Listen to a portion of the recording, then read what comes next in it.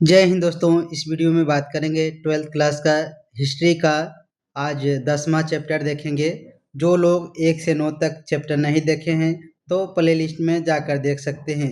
Total आपका 12th class में history में इतिहास में 15 चैप्टर है, तो सभी को कवर करेंगे। और दोस्तों, जो लोग चैनल को पहली बार देख रहे हैं तो चैनल को सब्सक्राइब कर लीजिए और वीडियो को लाइक कर दीजिए। चलिए बिना किसी देर के वीडियो को शुरुआत कर लेते हैं। सभी प्रश्न महत्वपूर्ण है, वीडियो को अंत तक देखना है और लास्ट में आपको बताना है कि ये वीडियो आप लोगों के लिए कैसा लगा और कैसा हेल्पफुल है। चलिए, अगर आप इस वीडियो को देख लेते हैं सारे वीडियो को प्लेलिस्ट में जाकर, तो आपका संपूर्ण तैयारी हो जाएगा। चलिए बात करते हैं दोस्तों। यहाँ पर जो आज का पहला जो चैप्टर है, 10 चैप्टर है, उपनिवेशवाद और देहात। इसमें सरकारी अभिलेखों का अध्ययन किया गया है। तो इसमें जितने भी महत्वपूर्ण सवाल है, क्योंकि यही सारे प्रश्नों आपको परीक्षा में सीधे पूछ लिया जाता है, तो प्रश्नों को ध्यान से देखना है और 1 से 2 बार देख लीजिएगा, है गारंटी है 100% कि आपको याद हो जाएगा। तो चलिए शुरुआत कर लेते हैं। कहता है फ्रांसीसी बुकानन कौन था। एक फ्रांसीसी जो थे, ये उनका नाम बुकानन था। कहता है कि ये कौन थे, तो आपको याद रखना ये सर्वेक्षक थे। अगला सवाल देखते हैं, 253 नंबर है। कहता है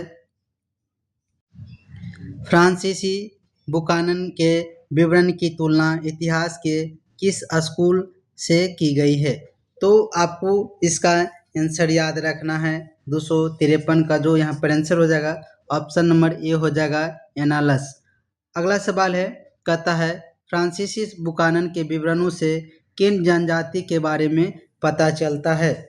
फ्रांसीसी बुकानन के विवरणों से किन जनजाति के बारे में पता चलता है, तो आपको याद रखना है संथाल जाति का पता चलता है। चलिए अगला देखते हैं। कहता है संथाल विद्रोह का नेता कौन था। तो ये इम्पोर्टेंट सवाल है, आपको नोट कर लेना है। तो संथाल विद्रोह का नेता जो था, आपको 155 नंबर का आंसर यहाँ पर ये हो जाएगा, सिद्धू कान्हू, और ये दोनों भाई थे। अगला सवाल है, किस रिपोर्ट का संबंध भारत में ईस्ट इंडिया कंपनी के क्रियाकलापों से है। किस रिपोर्ट का संबंध भारत के ईस्ट इंडिया कंपनी के क्रियाकलापों से है। तो आपको इसका आंसर याद रखना है, ऑप्शन नंबर सी, 5वीं रिपोर्ट। अगला देखते हैं, सबसे महत्वपूर्ण सवाल है। कहता है रैयतबाड़ी बंदोबस्त के जनक कौन थे। रैयतबाड़ी बंदोबस्त के जनक कौन थे, तो आपको आंसर रखना है ऑप्शन नंबर सी, यहाँ पर मुनरो एवं रीड रैयतबाड़ी के बंदोबस्त के जनक थे। अगला देखते हैं, कहता है महालबाड़ी बंदोबस्त किसके द्वारा लागू किया गया। महालबाड़ी बंदोबस्त किसके द्वारा लागू किया गया है। तो आपको इसका आंसर रखना है option number A, Martin bird. चलिए अगला सवाल देखते हैं। सभी सवाल को ध्यान से आपको देखते जाना है। 259 नंबर सवाल है। कहता है किस युद्ध में विजय के पश्चात ईस्ट इंडिया कंपनी ने बंगाल, बिहार, उड़ीसा के दीवानी अधिकार प्राप्त कर लिए। तो इसका जो 259 का आंसर यहाँ पर हो जाएगा, आपका ऑप्शन नंबर बी हो जाएगा, बक्सर युद्ध। अब दोस्तों एक सवाल आता है कि बक्सर युद्ध कब हुआ था। तो आपको याद रखना है 1964 को। आपको याद रखना है क्या हो जाएगा, बक्सर जो युद्ध हुआ था आपको रखना है 1764 में हुआ था। चलिए अगला देखते हैं, दामिन ए को क्या था। दामिन ए को क्या था, तो आपको आंसर याद रखना है, ये भूभाग था। अगला जो यहाँ पर सवाल है, कहता है सबसे महत्वपूर्ण सवाल है, कॉर्नवालिस कोड कब बना था। कॉर्नवालिस कोड कब बना था। तो 261 का यहाँ पर आंसर हो जाएगा, ऑप्शन नंबर बी, 1793 में बना। अगला जो यहाँ है, भारत में अस्थायी रूप से 10 वर्षीय जनगणना का आरंभ सबसे पहले कब हुआ। तो 1881 में हुआ। अब कहता है किस गवर्नर जनरल के काल में हुआ। तो ये सबसे महत्वपूर्ण सवाल है, भारत में अस्थायी रूप से 10 वर्ष पर जनगणना किया जाता है? तो सबसे पहले 1881 में हुआ था। किसके शासनकाल में? तो ये लॉर्ड रिपन के शासनकाल में हुआ था। अगला देखते हैं 263 नंबर। कहता है दक्कन दंगा आयोग कब गठित हुआ? दक्कन दंगा आयोग कब गठित हुआ है? तो आपको इसका जो आंसर याद रखना है ऑप्शन नंबर ए 1875 को। किस सरकारी रिपोर्ट से भारतीय कृषक जनजातियों की स्थिति का पता चला है? किस सरकारी रिपोर्ट से भारतीय कृषक जनजातियों की स्थिति का पता चला है? तो आपको आंसर याद रखना है यहाँ पर ऑप्शन नंबर डी हो जाएगा दोस्तों, उक्त सभी हो जाएगा।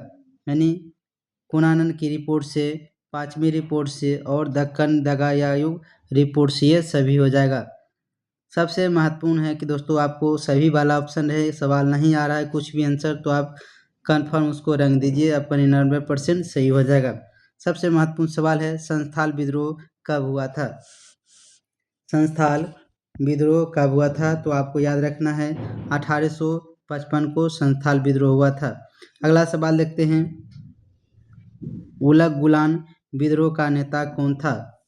उल गुलान विद्रोह का नेता कौन था? तो आपको याद रखना है ऑप्शन नंबर यहाँ पर डी हो जाएगा दोस्तों, बिरसा मुंडा थे।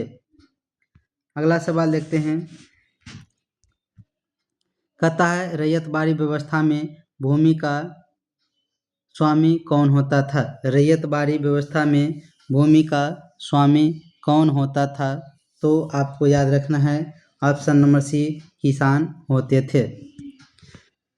अगला देखते हैं, सवाल है, कहता है अस्थाई बंदोबस्त जुड़ा हुआ है किससे जुड़ा हुआ है? अस्थाई बंदोबस्त किससे जुड़ा हुआ था? तो 268 का जो आपका आंसर हो जाएगा यहाँ पर ऑप्शन नंबर सी, कॉर्नवालिस से संबंधित था।